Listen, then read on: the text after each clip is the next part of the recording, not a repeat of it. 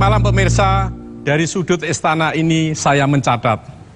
Hari Senin 2 hari lalu, Presiden Jokowi memimpin rapat terbatas kabinet. Salah satu fokus persoalan yang dibahas oleh Presiden dan dalam sidang itu adalah masalah vocational training. Pendidikan kejuruan, latihan keterampilan, itu menjadi fokus pemerintah saat ini. Ini merupakan salah satu hasil dari kunjungan Presiden ke Eropa, khususnya ke Jerman. Presiden meyakini apabila vocational training itu dilakukan secara masif, maka Indonesia akan mampu bukan hanya menghadapi masyarakat ekonomi ASEAN, tetapi juga memenangkan persaingan global. Tanggung jawab besar itu ada di pundak Menteri Tenaga Kerja Hanif Dakiri. Di pundak Pak Menteri inilah 68% tenaga kerja yang umumnya SMP ke bawah harus meningkat kemampuannya. Di pundak Pak Menteri juga Hari Buruh May Day harus menjadi holiday, sebuah kegembiraan untuk seluruh pekerja di Indonesia. Selama ini Hari Buruh kadang tersirat ketakutan, masyarakat khawatir. Padahal seharusnya Hari Buruh membuat tenaga kerja yang mampu, buruh yang senior bisa terjun ke sekolah, memberikan pengetahuan kepada anak-anak yang masih duduk di sekolah kejuruan. Para pemirsa, tugas Menteri Tenaga Kerja memang tidak mudah, tapi tugas itu adalah sebuah praksis bahwa berpolitik adalah dalam rangka bernegara dan bernegara adalah untuk kesejahteraan rakyat. Pemirsa, dari sudut istana, Herdina dan Bung Kusnanto Anggoro, silahkan. Ya, baik, terima kasih Cak Kardi. Saudara, demikian tadi Sukardi Rinakit, tim komunikasi Presiden. Selamat malam pemirsa TVRI dan juga Bapak Ibu hadirin di studio. Malam hari ini kembali kami persembahkan Sudut Istana, sebuah program yang tidak hanya menghadirkan perbincangan bersama dengan narasumber, yakni mereka yang membawa pesan dari istana, tapi kami juga menghadirkan kisah-kisah menarik atau cerita menarik dari belusukan Presiden Jokowi. Malam hari ini bersama saya Herdina Soherdi dan juga Dr. Kusnanto Anggoro. Selamat malam Mas Kusnanto. Malam hari ini kita akan mengangkat mengenai tema terkait dengan masalah-masalah ketenaga kerjaan di tanah air. Terutama ini jika kita kaitkan dengan mulai diberlakukannya masyarakat ekonomi ASEAN dan juga nanti akan berlangsung Hari Buruh pada tanggal 1 Mei mendatang. Sebelum kita nanti mengundang narasumber kita malam hari ini, adakah catatan-catatan penting terkait dengan masalah-masalah ketenaga kerjaan di tanah air dari kacamata Mas Kusnanto? Ya, terutama kalau kita kaitkan dengan misalnya adalah masyarakat ekonomi ASEAN, saya kira tugas seorang Menteri Tenaga Kerja, nanti Pak Hanif Dakiri itu agak berat. Khususnya kalau kita perhatikan bahwa sekarang ini indeks competitiveness Indonesia itu kan sedikit menurun menjadi 37 sekarang. Setahun lalu itu 34, tapi ini jauh lebih baik sekarang ini dibandingkan dengan katakanlah 4 tahun silam yang kira masih berada di ranking ke-50. Sekalipun kalau kita telusuri lebih lanjut tentu banyak faktor, dan faktor yang terkait dengan ketenaga kerjaan sebenarnya hanya merupakan sebagian saja dari faktor itu. Jadi ini di satu sisi merupakan pekerjaan Pak Menteri, tapi saya tidak yakin, atau saya bahkan yakin kalau Pak Menteri sendiri tidak mungkin bisa menyelesaikan persoalan itu. Kemudian yang kedua saya kira juga terkait dengan katakanlah apa yang dikenal sebagai industrial relations. Saya kira kalau kita lihat misalnya program-program pemerintahan Jokowi termasuk dengan istilah apapun, baik menggunakan istilah membangun dari pinggiran, karena pinggiran bagi saya bukan hanya terminologi geografis tapi juga terminologi dari struktur ketenaga kerjaan, katakanlah itu ya. Itu juga menarik untuk diperbincangkan. Nah, ini juga tidak mudah seorang menteri untuk mencoba strike the balance, mencoba menjaga keseimbangan antara kepentingan seorang katakanlah pengusaha dan kemudian dari sisi tenaga kerja. Belum lagi persoalan yang sebenarnya agak sulit untuk dibicarakan hanya oleh antara kita dengan Pak Menteri. Misalnya adalah beberapa hal terkait beberapa persoalan residual, karena beberapa ketentuan itu sebenarnya sudah dibentuk sebelum tahun 2014. Ya, ini kan sisanya. Memang ada banyak masalah.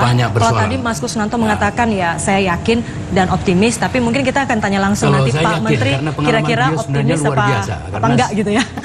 Baik, langsung saja kita undang Menteri Ketenagakerjaan Republik Indonesia Bapak Hanif Dakiri. Silakan Pak. Selamat malam Pak. Selamat malam Bapak, terima kasih sudah hadir. Kabar baik Pak. Terima kasih, alhamdulillah. Jadi sejak muda memang sudah aktif di berbagai organisasi, kemudian juga menjadi anggota DPR, lalu sekarang menjadi salah satu menteri muda di Kabinet Kerja Bapak Presiden Jokowi. Terima kasih Mbak Dina. Dan menangani masalah yang sebetulnya cukup berat tadi tidak mudah, karena salah satu juga yang menjadi fokus Presiden misalnya menekan angka pengangguran di tanah air. Ini juga menjadi hal yang harus diselesaikan oleh Menteri Ketenagakerjaan. Namun Pak, kalau kita kaitkan kemudian dengan ini sudah mulai diberlakukan masyarakat ekonomi ASEAN, sejauh mana sebetulnya kesiapan tenaga kerja kita Pak? Optimis nggak Pak? Saya harus optimis dong, sebagaimana Presiden kita Pak Jokowi yang terus menggelorakan optimisme kepada kita di dalam menghadapi era persaingan ini. Nah, berbicara mengenai soal persaingan, baik itu konteksnya masyarakat ekonomi ASEAN ataupun sejumlah perjanjian internasional lain yang kita sepakati, itu sebenarnya kita sudah tidak terlalu relevan untuk bertanya apakah kita siap atau nggak siap, apakah kita mampu atau nggak mampu. Hari ini kita ini siap atau nggak siap, harus siap. Kita ini mampu tidak mampu, harus mampu. Yang intinya adalah bahwa Indonesia tidak boleh hanya sekedar menjadi penonton, Indonesia tidak boleh hanya sekedar menjadi objek, menjadi pasar, tapi Indonesia harus menjadi pemain dan Indonesia harus menjadi pemenang. Kuncinya kan di situ. Ya. Nah, kalau bicara soal daya saing, salah satunya adalah soal daya saing tenaga kerja. Betul tadi yang disampaikan oleh Mas Kusnanto bahwa daya saing bangsa kita secara keseluruhan itu memang menurunkan dari hanya dibanding tahun lalu. Ya, hanya dibanding saya tahun lalu. Kalau dibanding dengan tahun-tahun sebelumnya jauh lebih bagus karena tahun lalu kita 34 terus sekarang jadi 37. Lalu bagaimana Pak? Tapi faktornya kan banyak. Jadi ada 12 faktor. Ya, ada 12 faktor, ada soal ekonomi makronya, ada soal fiskalnya dan lain sebagainya, termasuk di dalamnya adalah masalah ketenaga kerjaan. Nah, isu ketenaga kerjaan yang paling penting kalau kita berbicara mengenai daya saing itu Mbak, itu sebenarnya adalah bahan baku dari angkatan kerja kita. Nah, tadi udah disinggung bahwa 68%, itu Cak Kardi tadi sempat singgung, 68% dari angkatan kerja kita itu lulusan SD, SMP. Pengertian lulusan SD, SMP itu ada 4 kategori. 1, lulus SD. 2, tidak lulus SD. Yang ketiga, lulus SMP. Yang keempat, tidak lulus SMP. Nah, itulah kenapa mereka ini harus kita jadikan prioritas. Oleh karena itu arahan Bapak Presiden jelas bahwa ke depan ini kita harus genjot apa yang disebut sebagai vocational education dan vocational training. Jadi pendidikan vokasi sama pelatihan-pelatihan vokasi yang orientasinya adalah pada keterampilan, pada skill. Nah, tapi berbicara mengenai soal ini, saya ingin coba klarifikasi kepada masyarakat kita secara keseluruhan bahwa pendekatan yang harus kita kembangkan itu harus lebih banyak bertumpu kepada pelatihan kerja, bukan sekedar pendidikan vokasinya. Jadi kenapa? Kalau kemudian kita katakan untuk salah satu meningkatkan daya saing tadi, misalnya lebih kedepankan ke pelatihan kerja. Kalau Bapak kemudian katakan pelatihan kerja, saya jadi ingat bahwa Kementerian Ketenagakerjaan ini juga punya balai latihan kerja kan Pak? Namun kayaknya kurang begitu terdengar gitu. Sebetulnya dalam pelaksanaan di lapangan sudah sejauh mana sih Pak peran BLK ini untuk menyiapkan? Oke Mbak Dina, nanti saya singgung ke soal BLK, tapi saya teruskan dulu soal kenapa kok pelatihan kerja. Jadi begini, kalau kita berbicara mengenai soal pendidikan vokasi, itu kan setidaknya ada 3 instrumen pendidikan yang selama ini muncul. Satu namanya SMK. Yang kedua program-program sekolah menengah kejuruan. Yang kedua adalah program-program yang sering disebut sebagai program D1, D2 dan seterusnya itu. Yang ketiga adalah politeknik. Karena ini orientasinya adalah vokasional, orientasinya lebih banyak keterampilan semua untuk 3 ini. Pertanyaan saya adalah SMK, siapa yang bisa mengakses SMK? SMK ini peruntukannya adalah bagi mereka-mereka yang berada pada kategori usia sekolah. Bukan usia kerja. Satu. Kemudian yang program D1, D2 dan seterusnya, sama yang politeknik. Siapa yang bisa mengakses kalau kita kembangkan ini? Yang bisa mengakses ini adalah mereka-mereka yang lulus SMA atau yang sederajat. Lulus SMA bisa masuk politeknik, lulus madrasah aliyah bisa masuk ke D1, D2, lulus SMK bisa masuk ke D1, D2 atau ke politeknik. Jadi spesifik. Pertanyaannya adalah bagaimana dengan yang 68% lulusan SD SMP itu, mereka nggak bisa masuk SMK, karena mereka tidak berada pada kategori usia sekolah, mereka nggak bisa masuk ke program D1, D2 dan seterusnya, nggak bisa masuk ke politeknik juga karena mereka hanya SD SMP. Nah, inilah yang menurut saya harus diberikan keberpihakan. Kalau tadi pemaknaan Mas Kus itu bagus sekali itu. Jadi membangun Indonesia dari pinggiran itu juga bisa lihat dari perspektif mana kelompok disadvantaged people atau kelompok yang paling rentan, kelompok yang paling tidak mendapatkan akses terhadap banyak hal di Republik ini, itu yang harus difasilitasi pertama kali. Itu bentuknya dalam bentuk apa itu nantinya? Fasilitasi itu, afirmasi yang akan dilakukan itu. Nah, kalau untuk afirmasinya menurut saya adalah penguatan dari segi akses dan mutu untuk pelatihan kerjanya. Ya. Jadi penguatan akses dan mutu pelatihan kerja. Karena situasinya begini, Mas. Jadi dengan profil angkatan kerja kita yang seperti itu, 68% SD SMP, kalau dinaikkan lagi sampai SMA itu 90% ke bawah, itu kan mereka pilihannya terbatas. Mereka ini mau masuk sekolah lagi nggak mungkin. Jadi kalau Mas Kus bangun sekolah di mana-mana segala macam, iya sekolah ini orang-orang yang 68% ini nggak bisa masuk. Nah, terus jadi mereka nggak mungkin melanjutkan pendidikan formal, baik karena orientasinya sudah berubah ataupun karena faktor-faktor yang lain. Pilihan mereka yang lain tersedia apa? Mereka masuk ke sektor pekerjaan informal. Jadi tukang ojek kah, jadi tukang batu kah, bekerja serabutan dan lain sebagainya. Yang kita semua juga bisa mengukur bagaimana tingkat kesejahteraan mereka. Pilihan lain lagi, mereka jatuh menjadi pengangguran karena saking nggak punya skillnya sama sekali, juga tidak punya basis pendidikan formal yang memadai. Nah, pilihan yang ketiga yang tersedia apa? Mereka masuk ke industri, masuk ke pasar kerja, membangun hubungan formal misalnya ke perusahaan, ke pabrik-pabrik. Tetapi yang ini pun bukannya tanpa masalah, Mas Gus, Mbak Dina. Yang masuk ke sini pun mereka juga bisa terjebak ke dalam satu jenis pekerjaan tertentu untuk kurun waktu yang lama. Contoh di industri garmen misalnya, kita bisa lihat ibu-ibu muda, ya kan, umurnya 18 tahun ke atas, mereka bekerja pasang kancing baju. Dan itu kalau kita tanyakan, mereka bisa menjalani pekerjaan itu bertahun-tahun. Saya ketemu di lapangan banyak sekali, saya tanya berapa lama Anda melakukan pekerjaan ini? Ada yang 30 tahun, ada yang sudah 15 tahun, ada yang bahkan lebih dari itu. Jadi bayangkan masang kancing baju selama 10 tahun, 20, 30, bahkan 40 tahun. Nah, artinya apa? Mereka nggak bisa move up. Nah, ini menurut saya kalau akses dan mutu dari pelatihan kerja ini ditingkatkan, maka yang tadi nggak punya skill, SD SMP tadi, itu bisa mendapatkan skill sehingga mereka bisa kerja. Ini menolong yang nganggur kan. Bagi mereka yang sudah kerja di kayak pabrik segala macam, mereka bisa dapatkan akses untuk pelatihan sehingga mereka bisa naik kelas. Nah, kira-kira. Atau bahkan mereka juga bisa berwirausaha. Nah, pilihan ini yang harus diintegrasikan dengan yang lain atau tidak? Saya setuju Bapak soal vocational training dan seterusnya, memberikan afirmasi kepada yang 68% itu sangat penting dan urgen dan saya kira harus menjadi top priority. Tapi saya kira kemudian juga ada beberapa isu lain, misalnya adalah tentang placement di mana mereka akan bekerja. Kemudian juga ada isu lain, misalnya adalah saya kira akses kepada financial resources. Itu masih merupakan salah satu faktor penting, kalau nggak salah urutan ketiga dari 12 faktor yang menyebabkan kompetisi Indonesia begitu tidak naik seperti tadi itu. Sudah mulai dibicarakan itu dengan kementerian lain? Sudah kita sudah beberapa kali melakukan koordinasi yang yang menindaklanjuti dari arahan Bapak Presiden. Kita ada rapat-rapat yang dipimpin oleh Pak Menko Perekonomian. Kita membahas soal ini karena memang isu koordinasi itu menjadi salah satu isu penting untuk memastikan agar ada sinergi di dalam mengembangkan yang namanya vocational education sama vocational training itu. Jadi secara umum kalau boleh saya simpulkan gitu kira-kira, strategi kita sebenarnya ada beberapa, kalau saya bayangkan setidaknya 4 lah untuk mendorong agar terjadi percepatan peningkatan kompetensi dan daya saing dari tenaga kerja kita. Yang pertama, mungkin kita memang harus semacam rethinking education. Jadi kita harus pikirkan kembali sistem pendidikan kita, terutama agar bisa lebih mengarah kepada yang sifatnya vokasional. Yang kedua, kita melakukan masifikasi dari pelatihan kerja. Nah, ini dari sudut pandang pemerintahnya, misalnya balai-balai latihan kerja di pemerintah.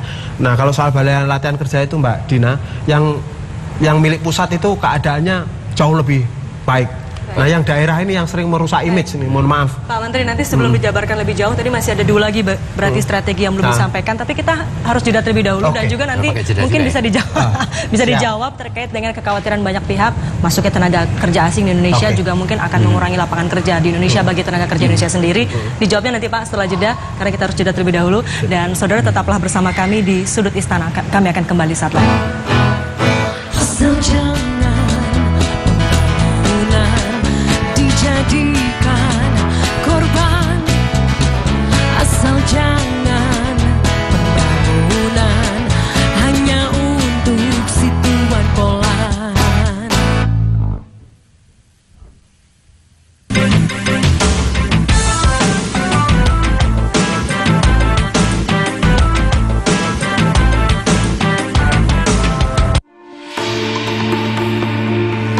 Tidak ada satupun mahasiswa yang pernah dikeluarkan dari kampus hanya karena tidak bisa membayar uang kuliah. Dokter muda Ade Ilyas Mukmin dengan perjuangannya yang gigih tak kenal lelah meraih gelar dokternya dengan prestasi sangat baik. Mendengar tanpa stetoskop Sabtu 30 April pukul 10 di TVRI, saluran pemersatu bangsa. Serangan terjadi di desa Novoseleski di wilayah Dunia Dalam Berita merangkum warta dari berbagai pelosok negeri dari 5 benua dipaparkan secara lugas, lengkap, dan akurat. Dunia Dalam Berita memberi pencerahan, menambah wawasan. Dunia Dalam Berita, Senin hingga Jumat pukul 23 di sini di TVRI, saluran pemersatu bangsa.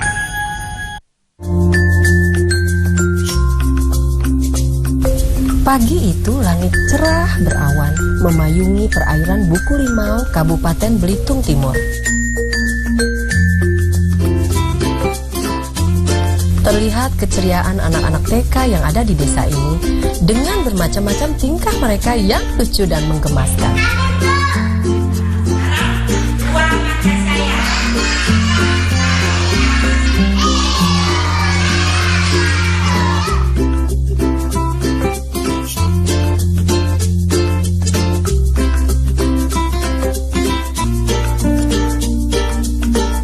Buku Limau juga dikenal sebagai sentra penghasil ikan asin yang didistribusikan ke seluruh wilayah Indonesia. Pulau Buku Limau, desa bahari yang penuh kehangatan.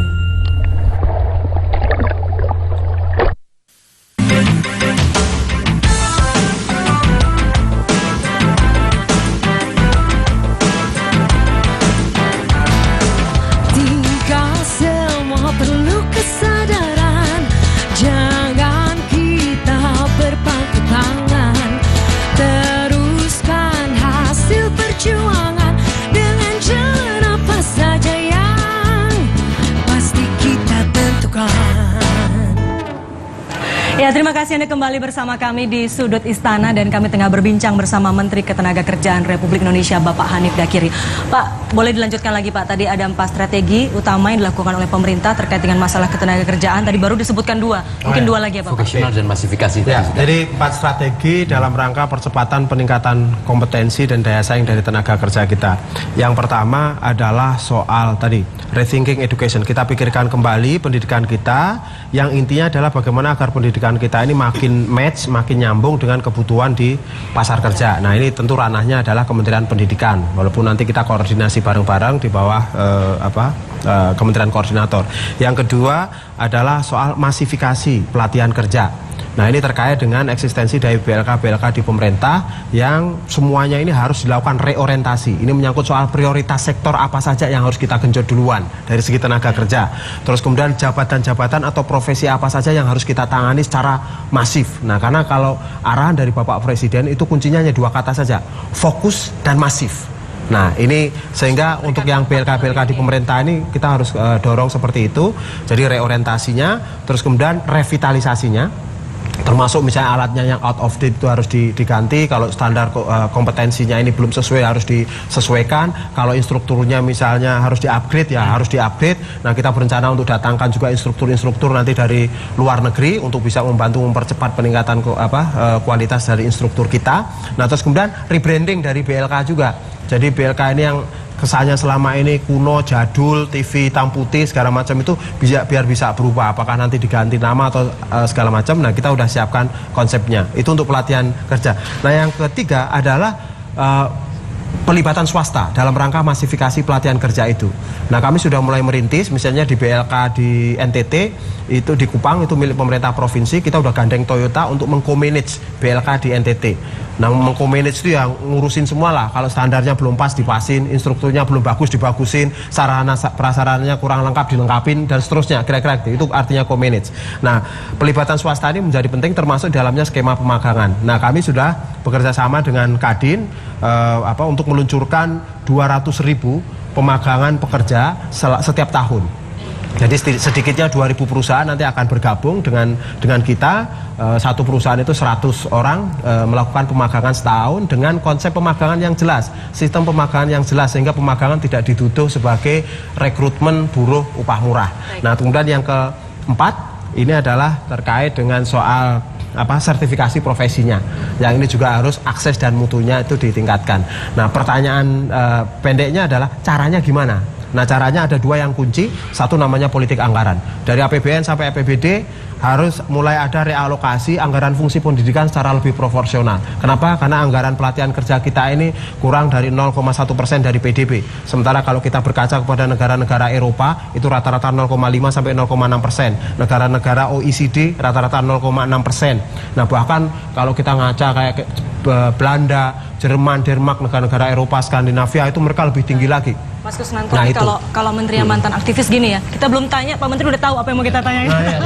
Caranya gimana? Cara itu tadi, yang politik anggarannya ya. Jadi di APBN sama APBD sebentar. Kemudian yang kedua itu adalah soal koordinasinya. Nah, koordinasi ini ini yang langsung mungkin bisa di bawah kendali Bapak Presiden maupun tidak langsung melalui Kementerian Koordinator yang mendudukkan seluruh stakeholder yang menangani soal kompetensi itu sebagai salah satu cara untuk meningkatkan daya saing. Tapi ada juga masalah lain, Pak. Misalnya dengan pemberlakuan MEA ini banyak yang khawatir banyak yang khawatir nanti tenaga kerja asing akan masuk, dan itu terbukti misalnya pada beberapa waktu yang lalu Bapak sempat sidak ke sebuah perusahaan pertambangan, dan di situ Bapak menemukan ada tenaga kerja asing yang ilegal, bahkan ditanya saja tidak bisa menunjukkan dokumen, tidak bisa berbicara dalam bahasa Indonesia.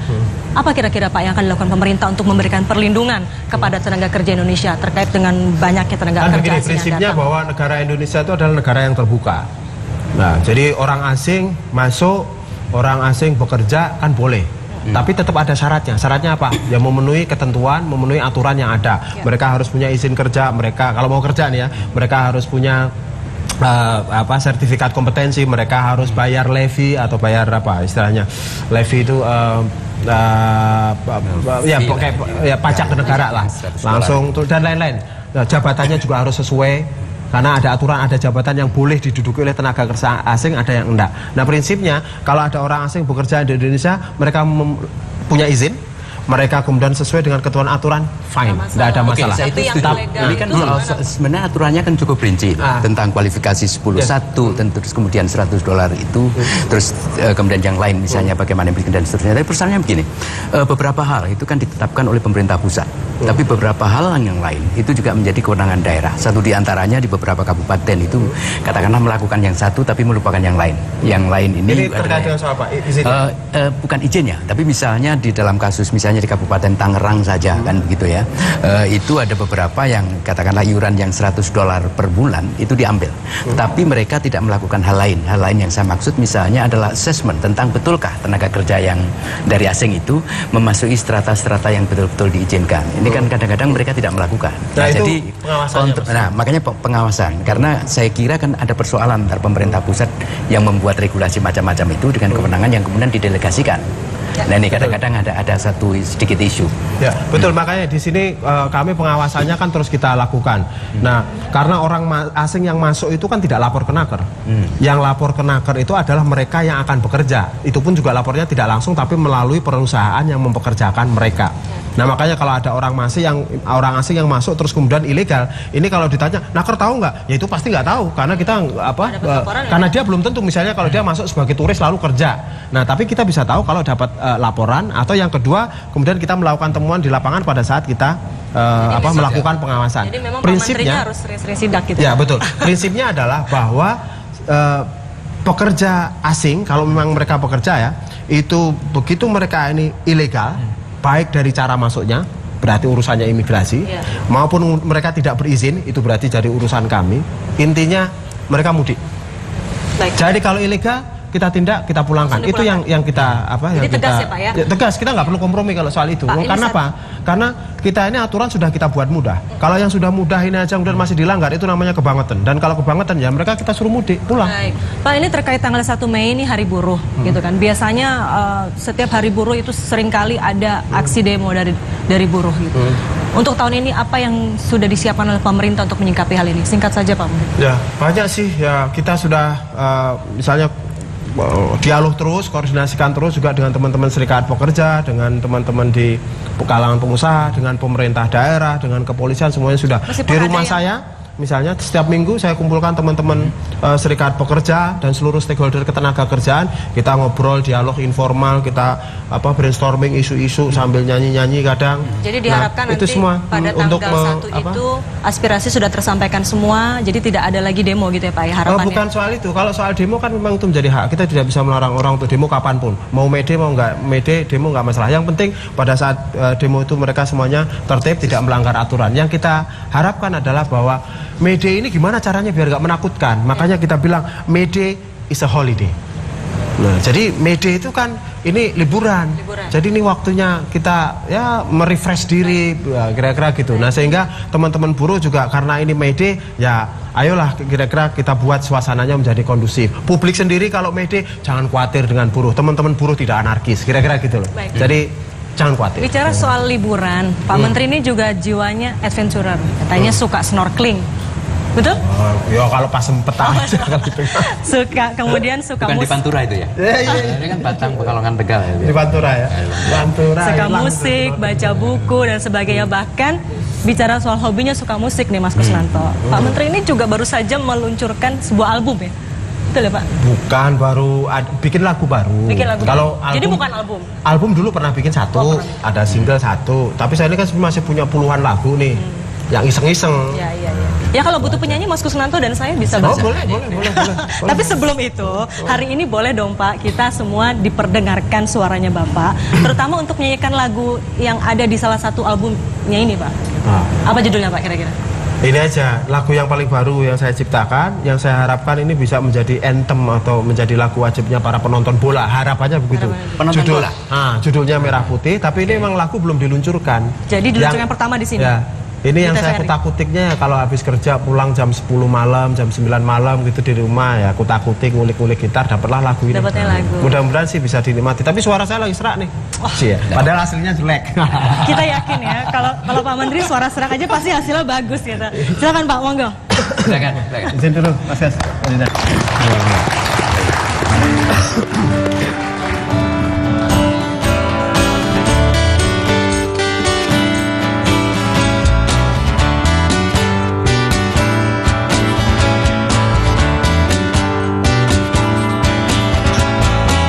Sini aku pecinta setiamu, bergandengan tegak berdiri, tetap bersama raih masa depan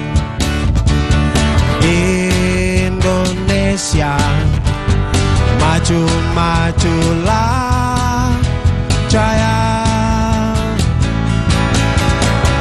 terus berkibar merah putihku, menjulang perkasa di langit biru.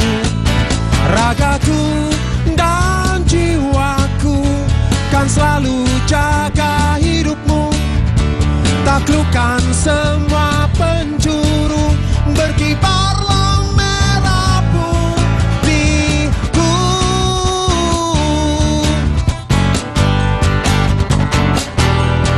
Selama-lamanya,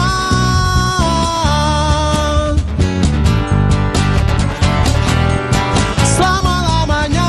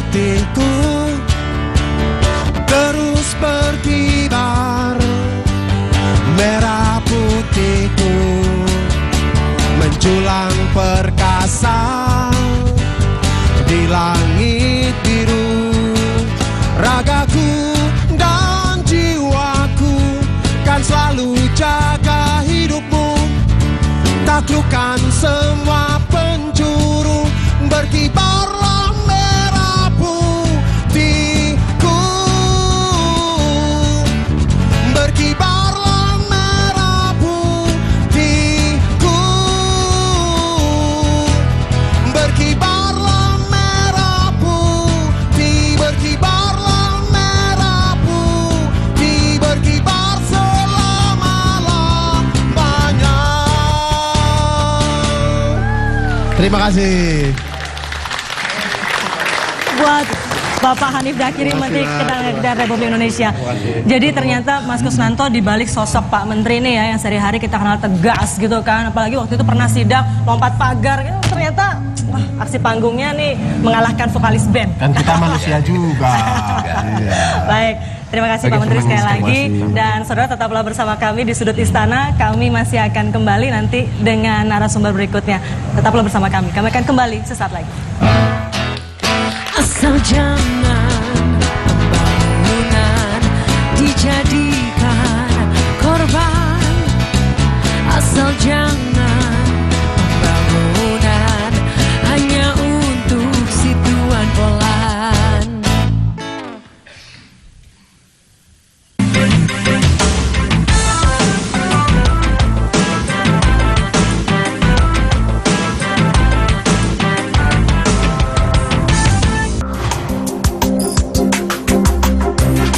Anugerah Gatra Kencana, hasil penilaian kualifikasi tahap pertama Lomba Produksi yang Terbaik Gatra Kencana 2016, kategori Feature Indonesia Membangun. Nonggo Tobui, TVRI Sulawesi Tengah. Uta Watu Maeta, TVRI Sulawesi Tengah. Sejuta Harapan di Tepian Danau Toba, TVRI Sumatera Utara. Membangun Negeri Hijau, TVRI Jawa Timur. Kelapa Sulut di Senjakala, TVRI Sulawesi Utara. Pengabdian, TVRI Sulawesi Tengah.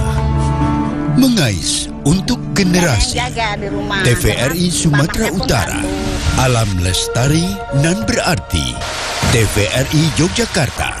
Irigasi tertutup, TVRI Jawa Barat. Tuah Beringin Sadiman, TVRI Jawa Tengah. Desa Pengrajin Garuda, TVRI Stasiun Bali. Lomba Produksi yang Terbaik Gatra Kencana 2016, karya kebanggaan Insan TVRI. Inilah sebuah kawasan bersejarah yang terletak di sisi utara kota Semarang. Kota ini merupakan saksi bisu sejarah Indonesia di masa kolonial Belanda. Karena secara umum, arsitektur bangunan yang ada mengikuti bangunan benua Eropa dengan detail ornamen yang khas seperti jendela besar. Sejumlah bangunan bersejarah yang masih berdiri kokoh adalah Gereja Blenduk, kantor pos, stasiun kereta api, dan polder air tawang. Dilihat dari kondisi geografisnya, nampak kawasan ini terpisah dari kawasan lainnya, sehingga mendapat julukan Little Netherland, atau kita kenal sebagai Kota Lama Semarang.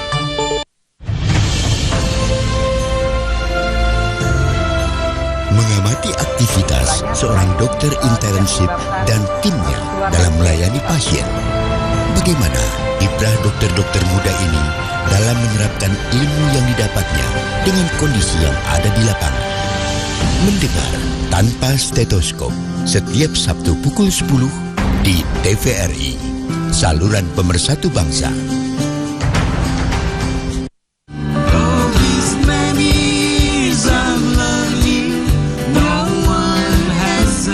Keep It Country di TVRI menebar pesona penuh nostalgia. Nantikan kehadirannya.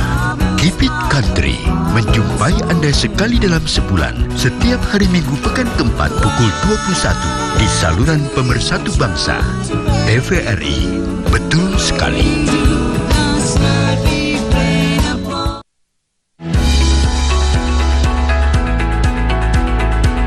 Pintu gerbang Pulau Sumatera. Sebutan ini layak untuk kota Bandar Lampung. Kota yang terletak di sebelah barat daya Pulau Sumatera ini memiliki geografis yang sangat strategis sebagai kota transit sekaligus menjanjikan kenyamanan untuk singgah.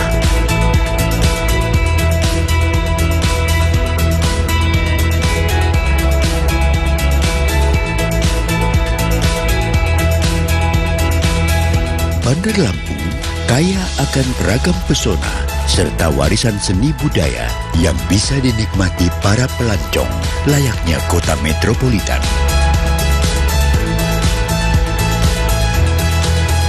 Kenali indahnya pesona negeri Ruai Jurai, Bandar Lampung.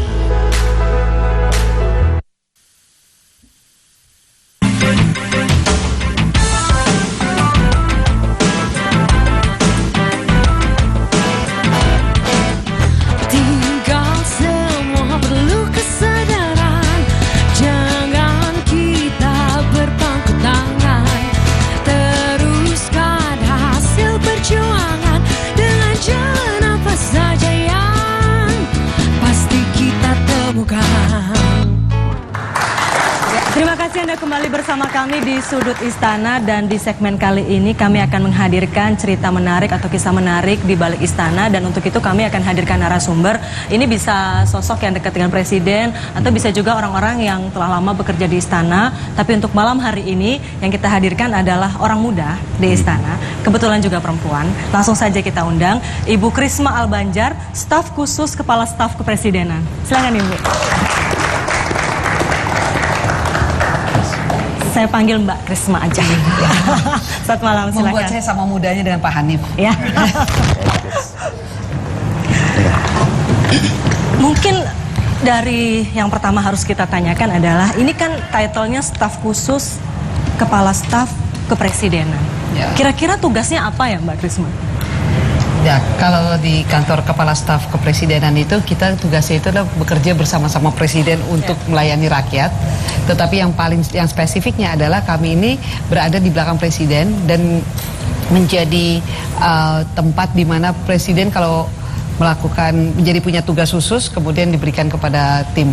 Di Kepala Staf Kepresidenan itu sendiri yang di bawah Pak Teten Mas Duki itu memiliki kira-kira sekitar 80-90 orang profesional yang bekerja di bawahnya dan untuk melayani kebutuhan Presiden dalam hal debottlenecking, kemudian think tank, dan juga mencoba menyelesaikan hal-hal yang mungkin sulit untuk diselesaikan secara parsial. Termasuk juga dengan komunikasi politik Presiden. Termasuk komunikasi politik Presiden, termasuk juga evaluasi monitoring program prioritas Presiden, terutama karena Presiden mempunyai janji pada saat kampanye dan kita memastikan bahwa program prioritas Presiden itu dapat memenuhi janji-janji Presiden pada saat akhir masa jabatan beliau nanti. Jadi mungkin secara sederhana memastikan program prioritas ini bisa diterjemahkan dengan baik. Bisa dilaksanakan dan diimplementasikan. Juga. Itu kan janji kampanye Presiden. Nah, itu kan kalau janji harus dipenuhi. Lalu caranya apa yang dilakukan oleh teman-teman di staf khusus Kepala Staf Kepresidenan? Kami melakukan koordinasi, evaluasi monitoring, menjadi mata dan telinga Presiden. Karena Presiden kita ini adalah Presiden yang sangat membumi. Beliau sangat senang untuk ke daerah-daerah, kemudian berbicara dengan rakyat. Itu merupakan energi beliau. Kalau itu saya nggak begitu risau, Ibu atau Mbak atau Krisma ya, Mbak Krisma. Tapi saya lebih risau tentang beberapa hal. Misalnya begini, khususnya untuk Anda, itu yang saya tahu, misalnya tahun-tahun 96 lulus dari perguruan tinggi tahun 2001 sampai 2003 di RIDEP, adalah orang-orang yang lebih banyak bergerak di dunia bebas, yang tidak terrestriksi oleh beberapa bingkai birokrasi. Nah, itu sebagian dari mereka yang ada di kantor staf Kepresidenan kan sebenarnya orang-orang yang tidak jarang atau tidak terlalu lama di dalam birokrasi. Sedangkan ketika tadi ditanyakan tentang dikatakan tentang perlunya koordinasi, misalnya dengan Bappenas dengan yang lain-lain, itu hubungan dengan orang-orang yang sudah cukup lama sebenarnya berada di dalam struktur yang relatif kaku, maklum birokrasi. Nah, ini saya kira persoalan kultural di satu sisi. Ini bagaimana cara mencoba debottlenecking this cultural barrier. Ya, yang menarik itu adalah mengenai mindset. Yang nomor satu adalah kita harus memiliki mindset yang sama. Nah, teman-teman di kantor kantor staf kepresidenan ini adalah teman-teman yang pemikirannya dengan presiden itu sama betul dan paham betul apa yang diinginkan presiden. Nah, untuk itu maka mengkomunikasikan dan berkoordinasi dengan teman-teman di birokrasi itu merupakan suatu kunci utama untuk bisa menyelesaikan masalah-masalah tadi. Nah, itu membutuhkan banyak hal. Kita membutuhkan terutama alignment, kemudian juga berada pada halaman yang sama, sehingga kita tahu bahwa tujuan kita sama. Karena itu misalnya sekarang mengubah anggaran dari follow function menjadi follow program. Itu menunjukkan bahwa kita semua harus mengeroyoki bareng gitu. Jadi kerja bersama-sama, kita keroyok bareng, kalau enggak kita tidak akan menuju tempat yang sama. Nah disitulah kita melakukan dialog dan melakukan komunikasi. Itu model apa yang paling diperlukan menurut pengalaman pribadi nih? Ya, kalau dilihat dari katakanlah tahun-tahun 90-an sampai tahun 2014-2015, kan sebelum itu ada dunia lain nih kira-kira. Pengalaman apa yang paling situ yang paling bermanfaat untuk di tempat ini sekarang? Nomor satu adalah punya niat baik. Jadi kita punya niat yang sama untuk memajukan negara ini, kita punya niat sama untuk menjadi lebih baik, dan karena presiden ini adalah presiden yang memang mau bekerja untuk rakyat dan ingin membawa Indonesia ke posisi yang jauh lebih baik. Nah karena itu dengan pandangan yang sama terus kita duduk bareng, terus kita lihat oke, apa yang kita bisa lakukan sehingga kita bisa mencapai tujuan kita bersama-sama. Hambatan itu yang paling apa? utama. Hambatan utama sebenarnya adalah peraturan dan aturan yang sudah dibuat. Karena itu fokus presiden 3 kan, infrastruktur, deregulasi, dan SDM. Nah deregulasi ini yang menjadi sangat penting karena jangan sampai peraturan yang kita buat itu, saya ini mengutip presiden ya, jadi beliau mengatakan bahwa jangan sampai peraturan yang kita buat itu mengganjal kita sendiri untuk maju. Nah itu pertama yang harus kita pahami. Karena kalau tidak semua takut, oh ini aturannya begini, oh ini aturannya, aduh saya tidak bisa karena aturannya begitu. Itu namanya kita mengikat diri kita sendiri. Karena itu sangat penting untuk melakukan deregulasi. Baik, kembali ke soal niat baik tadi ya. Apakah kemudian karena niat baik itu juga lah yang membuat Mbak Krisma akhirnya memutuskan untuk ketika diajak oleh Pak Teten dan juga Presiden bergabung di kantor staf kepresidenan ini meninggalkan posisi lama yang saya tahu dulu punya posisi mapan di sebuah perusahaan multinasional, tentu juga dengan fasilitas yang ya kita tahu ya perusahaan multinasional seperti apa, kemudian mau meninggalkan itu dan bergabung di sini. Apa yang mendasari? Gini, Presiden Jokowi ini betul-betul ingin bekerja untuk rakyat dan membawa perubahan. Beliau tidak bisa kerja sendirian. Dan beliau juga tidak mungkin bisa mencapai itu kalau tidak dibantu. Nah, orang-orang kayak kami, kaum profesional harus juga untuk membantu beliau. Dan kita bekerja bersama-sama. Kita kalau memang sudah niat untuk membuat suatu perubahan, maka kita harus bersama-sama mengerjakan itu. Tidak bisa kemudian seorang kemudian kita memilih beliau untuk jalan terus nggak dibantu. Gitu. Itu salah satu juga alasan kenapa saya bersedia sebagai profesional untuk kemudian masuk ke pemerintahan dan membantu beliau. Baik, nanti kita akan bahas lagi, tapi kita kembali harus jeda terlebih dahulu dan saudara tetaplah bersama kami di Sudut Istana, kami akan kembali sesaat lagi. Asal jangan pembangunan dijadikan korban, asal jangan pembangunan hanya untuk si tuan polan.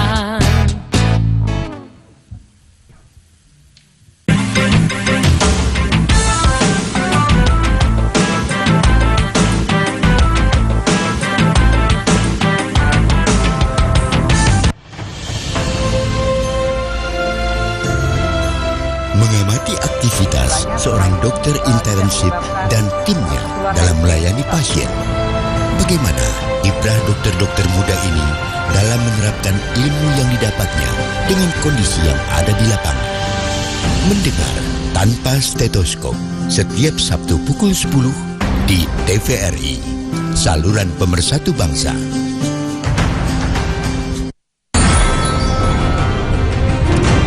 Jelajah negeri, mengenal tiap jengkal tanah pertiwi. Kekayaan budaya dalam keberagaman suku dan adat istiadat merupakan aset bangsa yang patut dipelihara.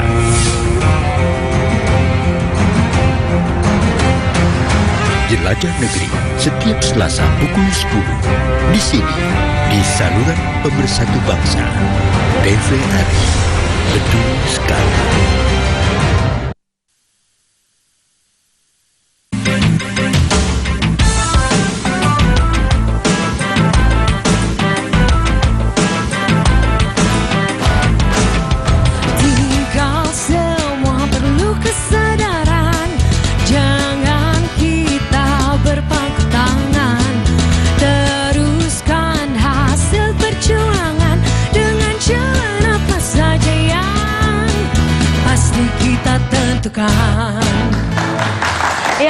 kembali bersama kami di Sudut Istana. Langsung saja ini saya menyambung lagi perbincangan tadi bersama dengan Mbak Krisma Albanjar. Mbak, tadi Mbak menyebutkan bahwa kami ini di tim staf kepresidenan adalah mata dan telinga presiden. Kalau mata dan telinga, berarti apakah kemudian tim ini juga bisa dibilang sebagai pembisik presiden? Presiden mah nggak perlu pembisik, Nggak perlu dibisik-bisikin. Nggak perlu dibisik-bisikin. Udah Presiden tahu itu gimana sudah tahu apa yang dia mau, beliau tahu apa yang akan beliau kerjakan. Dan kita lihat aja dari 2 tahun ini udah 2 tahun kampanye beliau yang dulu. Nah beliau sudah kalau kita ingat lihat apa yang beliau sampaikan 2 tahun yang lalu, misalnya bicara tentang tol laut, beliau bicara tentang akses terhadap pendidikan, kesehatan, kemudian meningkatkan kapasitas dan juga menyiapkan kita untuk berkompetisi dengan yang lain. Kita lihat kemudian 2 tahun kemudian itu yang kita lakukan. Coba kita lihat bagaimana Presiden membangun mengenai menjalankan mengenai tol lautnya. Jadi visi beliau itu sudah betul-betul clear gitu. Jadi nggak perlu pembisik, Mbak. Nggak perlu ya? Nggak perlu. Mata dan pasti telinga ya. tadi yang menarik. Karena kalau menurut ketentuan undang-undang di Undang-Undang Nomor 17 Tahun 2011 yang menjadi mata telinga presiden itu BIN. Dan jadi kan sebenarnya banyak yang klaim toh, siapapun juga bisa menjadi mata, bisa menjadi telinga dan seterusnya itu. Jadi sebenarnya tugas Bu Krisma itu sebenarnya juga tidak terlalu mudah. Ya toh, di dalam posisi itu untuk bisa menyaring ini itu dan seterusnya itu. Apa yang paling sulit itu? Kira-kira. Ini beda. Kalau BIN itu mata telinga diam-diam. Kalau kita mata telinga kita bilang kalau ada sesuatu lapor sama kita, ngobrol sama kita, kita coba bantu. Karena Presiden juga mengatakan bahwa kita pemerintah itu tidak menciptakan lapangan pekerjaan, tapi swasta yang menciptakan lapangan pekerjaan. Tugas kita sebagai pemerintah memfasilitasi sehingga teman-teman swasta bisa menciptakan lapangan pekerjaan untuk orang Indonesia. Nah, misalnya ya, contoh yang paling mudah. Yang kedua adalah ketika ada masalah, dikatakan supaya kita bisa membantu menyelesaikan masalah tersebut. Nah, juga karena itulah kita bisa banyak sekali yang datang ke kantor untuk kemudian melakukan audiensi, kemudian juga melapor melalui lapor Go ID. Nah, itulah yang dibilang mata dan telinga. Menteri bisa minta tolong nggak? Misalnya ya, saya tadi membayangkan sedang berbicara dengan Pak Menteri Hanif Dakiri. Salah satu persoalan yang tadi kami diskusikan antara lain adalah antara perbedaan kewenangan yang dimiliki oleh pemerintah pusat, dalam hal ini ada kementerian, dengan implementasi yang ada di bawah, karena beberapa itu implementasinya ada di tingkat kabupaten. Nah, tadi kan Bu Krisma mengatakan termasuk diantaranya adalah debottlenecking. Nah, bisa nggak itu debottleneck dalam soal itu, misalnya ada kesulitan dari kementerian tertentu Bicara dengan kementerian dan seterusnya. Nah, setiap kementerian itu sendiri kan ada di bawah sebuah menteri koordinasi. Menteri koordinator maksud saya. Nah, mereka akan dikoordinasikan oleh menteri koordinator. Ketika menteri koordinator harus berkoordinasi juga, mereka akan melakukan hal tersebut. Nah, buat kami ini akan di belakang. Kami ini orang belakang presiden yang kemudian akan mengumpulkan data-data dan kemudian memonitor dan berbicara dengan apa yang menjadi masalah. Nanti presiden yang akan memimpin dan kemudian berbicara dengan semua menteri. Baik. Jadi tetap presiden tetap merupakan aktor kunci di dalam menyelesaikan masalah ini semua. Ini kantor baru ya, baru dalam pemerintahan Pak Jokowi saja toh. Dan kalau nggak salah baru ada semacam reorganisasi beberapa minggu yang lalu, saya kira. Ya, kira-kira reorganisasinya, reformulasi atau apa namanya gitu ya. Reorganisasi yang mana ini? Bukan, kayak kecil-kecilan aja kan gitu ya. Tapi mungkin itu diketahui publik. Kenapa? Enggak, kami secara transparan semuanya ada. Yang kami lakukan untuk reorganisasi adalah kami memastikan bahwa Pak Teten Mas Duki mau memastikan bahwa kita itu bisa berfungsi secara optimal untuk melayani presiden dalam hal masalah think tank, debottlenecking, dan juga mata dan telinga tadi. Bicara soal debottlenecking itu tadi ya misalnya, ini kan juga yang dikelola oleh staf kepresidenan ini adalah bagaimana mengelola komunikasi politik presiden. Presiden kita nih punya gaya kepemimpinan juga yang berbeda gitu ya Mas Kusmanto. Misalnya kerap kali menyampaikan hal-hal yang sifatnya kadang-kadang tersirat. Pernah presiden bilang, coba tolong para menteri agar jangan membuat polemik di luar. Gitu. Kita tidak tahu ditujukan kepada menteri yang mana, tapi itu pernah disampaikan oleh presiden. Atau misalnya presiden juga pernah menyampaikan secara terang-terangan menegur salah satu menterinya di depan sebuah acara, di depan publik terkait dengan kinerjanya. Apakah cara-cara komunikasi seperti ini juga yang sebetulnya mendapatkan masukan juga dari timnya Mbak Krisma, atau memang itu karakter presiden yang presiden bawa sendiri? Itu presiden memang seperti itu. Itu bentuk leadership beliau. Beliau jika melihat bahwa hal tersebut menyebabkan pekerjaan kita untuk melayani rakyat bisa terhambat, maka beliau akan mengambil suatu tindakan, baik secara langsung ataupun secara tidak langsung. Tetapi beliau mempunyai suatu karakter di mana bentuk leadership beliau itu adalah beliau orang Jawa, jadi beliau akan memberitahu dengan tata cara yang beliau yakini merupakan tata cara terbaik. Gitu. Nah, jadi kalau misalnya beliau melakukannya secara implisit, ya berarti menurut beliau pada saat itu adalah yang paling tepat implisit. Namun jika langsung, ya langsung. Tetapi mana yang lebih efektif? Karena beliau itu mempunyai wisdom, kelihatannya ya diam, mendengar begitu. Tapi beliau mempunyai suatu wisdom yang cukup tinggi. Itu apa itu? Pak Bujang Sumantri itu bukan ya kalau Jawa itu, ya? Saya nggak ngerti bahasa Jawanya. harus tapi beliau bisa tahu kapan harus melakukan apa yang beliau lakukan. Karena itu kita membaca, melihat presiden itu sangat transparan, mempunyai niat baik, dan beliau akan melakukan apapun yang beliau bisa lakukan untuk menyampaikan pandangan beliau dan juga menyelesaikan. Mereka itu orang membumi sekali. Dia bukan presiden wacana, beliau presiden yang langsung implementasi. Artinya dengan gaya kepemimpinan presiden yang seperti ini, yang transparan, yang kemudian sudah bisa menempatkan apa yang harus dilakukan, berarti tugas-tugasnya Mbak Krisma dan teman-teman nih lebih mudah dong ya, nggak terlalu sulit sendirian. Oh ya. Nah, kita orang di belakang ini melengkapi, mungkin menunjukkan dengan data-data gitu mungkin ya. Jadi kami melakukan data. Juga. Jadi ada 5 deputi yang ada di tempat kami, yaitu monitoring evaluasi, kemudian perencanaan monitoring evaluasi, kemudian isu strategis ekologi, budaya dan sosial, kemudian isu strategis ekonomi, komunikasi politik, dan juga isu strategis bidang politik, hukum, keamanan, dan juga hak asasi manusia. Kalau ini pertanyaan agak pribadi, artinya pribadi itu tidak terkait dengan pekerjaan. Dan saya tidak akan bertanya tentang KSP dan sebagainya itu. Saya lebih suka bertanya tentang misalnya adalah peran media broadcast and social transformation. Itu saya kira tesis yang ditulis pada tahun 2003, 222 halaman. Itu ceritanya bagaimana? Saya percaya bahwa televisi itu pada saat saya mengambil sekolah mengenai televisi, saya percaya bahwa televisi itu adalah sebuah agent of change, terutama untuk social change. Dan dia adalah guru. Jadi televisi adalah guru. Bisa jadi guru yang baik, bisa jadi guru yang buruk.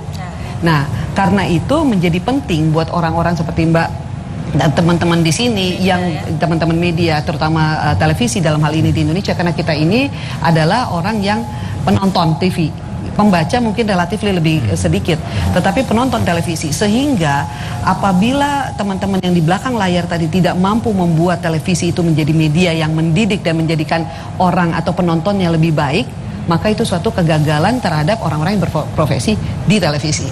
Jadi yang harusnya dilakukan adalah mampu mendidik. Kalau misalnya tadi Pak Menteri bicara mengenai vocational, mengajak orang untuk sekolah, untuk belajar, untuk punya cita-cita, untuk mau berkompetisi melalui televisi, dan kemudian pergi memenuhi BLK dan mendaftar. Kalau perlu ngantri deh daftar. Dan kemudian bisa membuktikan bahwa dia bisa menjadi tenaga kerja yang dicari di seluruh dunia. Adalah tenaga kerja Indonesia. Dalam skill tenaga kerja Indonesia, maka berarti media sudah udah membantu masyarakat. Udah nggak usah membantu pemerintah deh, sama-sama dengan pemerintah bekerja untuk membantu masyarakat. Nah itu jawabannya kira-kira. Menjadi menarik kenapa kemudian Mas Kusnanto menanyakan itu, karena ternyata backgroundnya dari Mbak Krisma ini juga pernah berprofesi atau berkarir di pertelevisian cukup lama ya. Dulu pernah beberapa tahun di 3 TV swasta ya kalau tidak salah. Terus kemudian mendalami ilmu di bidang jurnalistik juga. Sekarang berada di tempat yang di dalam istana. Sesekali kangen nggak sih pengen lagi berada di dunia broadcast? Saya kalau saya bisa membuat suatu perubahan, maka disitulah tempatnya. Perubahan menjadi perubahan yang lebih baik. Jadi pada saat ini menurut saya inilah posisi atau tempat di mana kita semua mampu untuk membuat perubahan ke arah yang lebih baik untuk negara ini. Tapi tentu networking dengan teman-teman lama di media ini juga sangat membantu ya dalam peran yang sekarang ini. Ya, tentunya begitu. Baik, terima kasih Mbak Krisma Albanjar sudah berbincang bersama kami. Sukses terus untuk kedepannya, dan terima kasih tentu saja sudah bergabung di Sudut Istana. Dan ini menjadi akhir dari perbincangan kita, Mas Kusnanto. Kita akan kembali nanti ke Cak Sukardi Rinakit, akan juga mengisahkan apa lagi nih cerita-cerita menarik. Cak Kardi, ada cerita menarik apa lagi di balik kunjungan kerja Presiden Jokowi? Selalu ada, Dinda. Silakan, Cak Kardi. Pemirsa, setiap kali saya ikut kunjungan kerja Presiden, saya selalu membuat catatan kecil di balik blusukan. Ini catatan kecil saya tanggal 30 Juni 2015. Waktu itu Presiden Jokowi melakukan kunjungan kerja ke Jawa Tengah, khususnya di Kabupaten Cilacap. Presiden di Teluk Penyu kawasan wisata membagikan kartu BPJS ketenagakerjaan untuk nelayan. Berhenti di pinggir jalan karena banyak masyarakat terutama anak-anak yang sedang menunggu presiden. Presiden turun dari mobil lalu membagikan buku tulis. Salah satu anak yang berkerumun itu dan sudah dapat buku tiba-tiba berlari sambil berkata, "Buku Jokowi, buku Jokowi, buku Jokowi." Dan seorang bapak yang sedang berdiri di pinggir jalan juga berkata, mungkin ini salah dalam ekspresi, tapi kira-kira begini. "Buku ini Rika simpen, siapa tahu Rika nanti jadi presiden." Gitu. Saya tertawa melihat itu. Bagi saya, Presiden Jokowi menjadi presiden anak tukang kayu, membuat rakyat optimis. Anak tukang beca, anak tukang sayur, anak dukun pijit barangkali pada suatu saat juga bisa menjadi presiden. Para pemirsa, dari sudut istana ini, dari sudut rumah para pemirsa, dan dari sudut tanah air, jangan pernah lelah mencintai Indonesia.